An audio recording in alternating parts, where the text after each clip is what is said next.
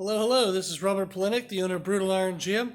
I want to share a video today talking about something we've been doing with a recent client that came in for some corrective exercise therapy.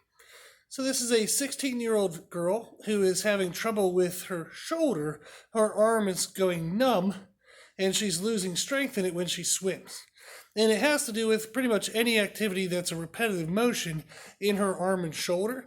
So what we found was when we started looking at kind of how her body was moving and her body mechanics, we saw that, try to get rid of the glare here, on her upper back, if we look at this side of the chart is kind of the muscles right under the skin.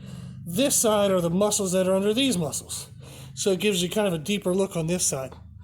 We found that her upper trapezius muscle was what she was using to brace her shoulder when the shoulder was in movement in activity, such as swimming.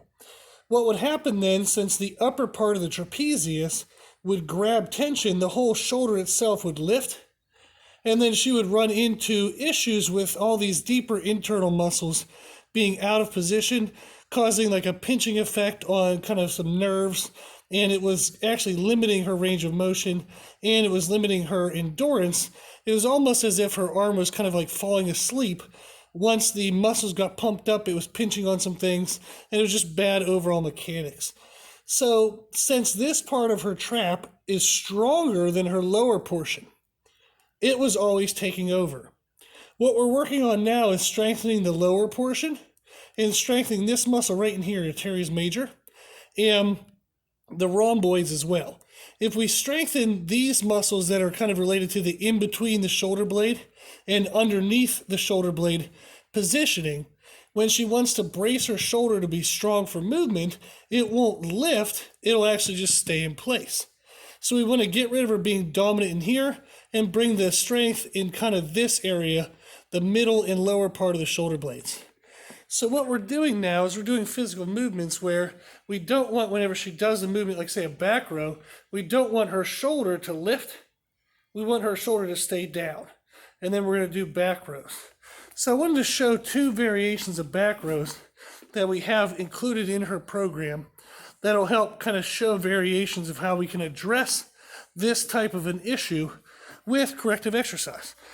It doesn't need to be light movements. You can actually do heavy, challenging things that actually builds strength, builds muscle mass, has multiple benefits other than just proprioception awareness.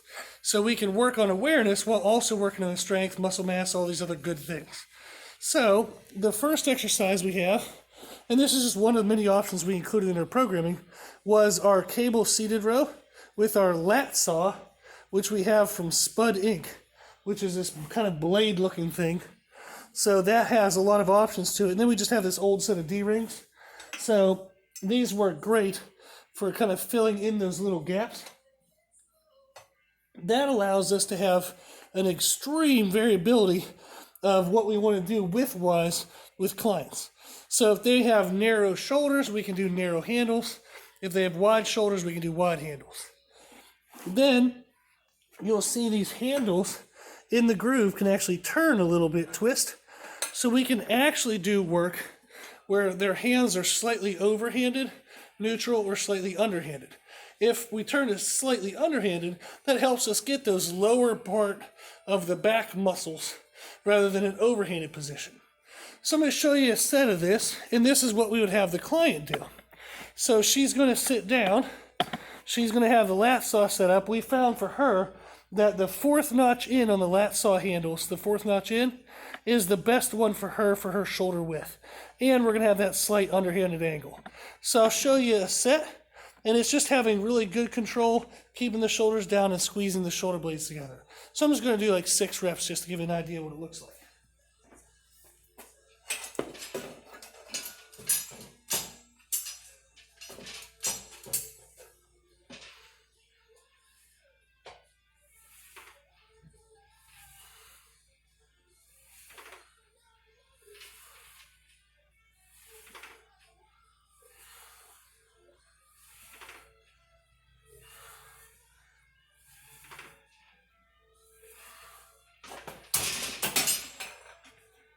So that's what the motion looks like from the back. I want to also show you what it looks like from the side. And what you'll see is I'm allowing my shoulder blades to move forward. My shoulders themselves, actually. When I'm doing the motion, I'm allowing my shoulders to move forward. And then through my back muscles, I'm squeezing my shoulders back. That's part of the movement. So my shoulders aren't just staying in place and I'm moving with my arms. I actually want my shoulders to stretch and then squeeze back with the back muscles, as I would also pull back with my arms. So this is going to get to where the upper arm bone actually kind of matches straight up and down to the floor. And that's going to get a pretty full contraction in her back.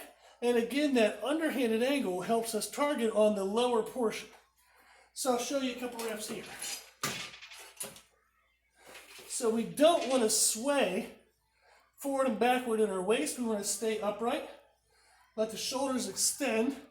We're going to squeeze, squeeze, release.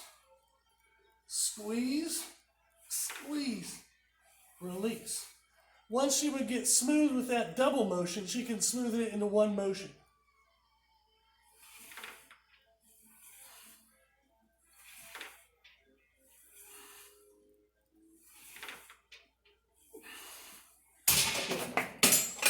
And having that little pause at the end, if you notice when I was at full contraction, I paused.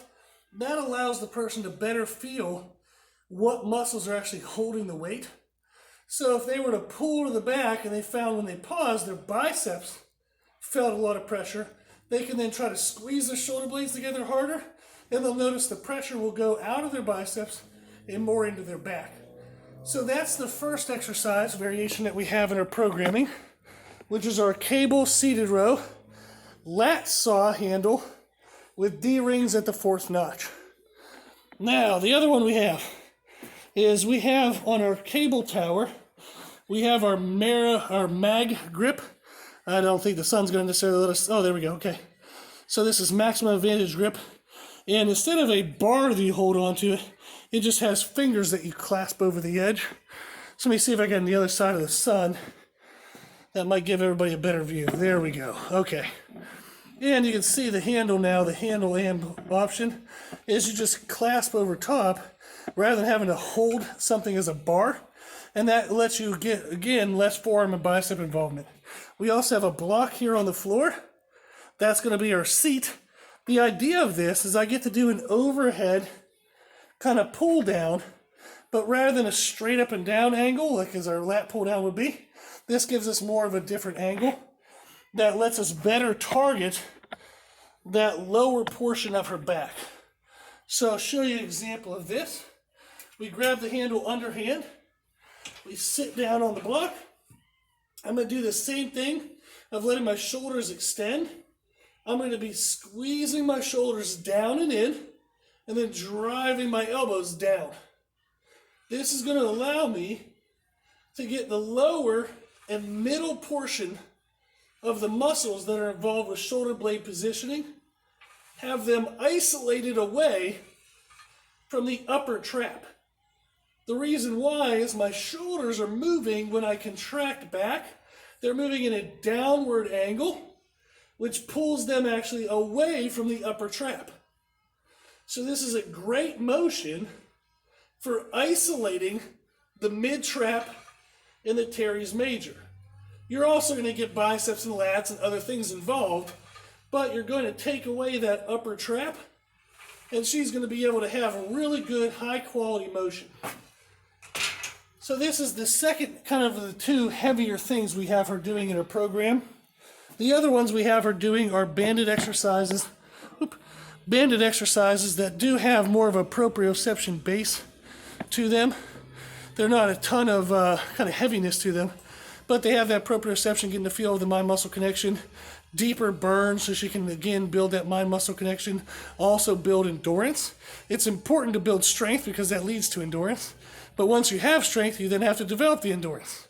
So we have all that layered in. So I thought this would be a fun way to see what all would be involved in that program.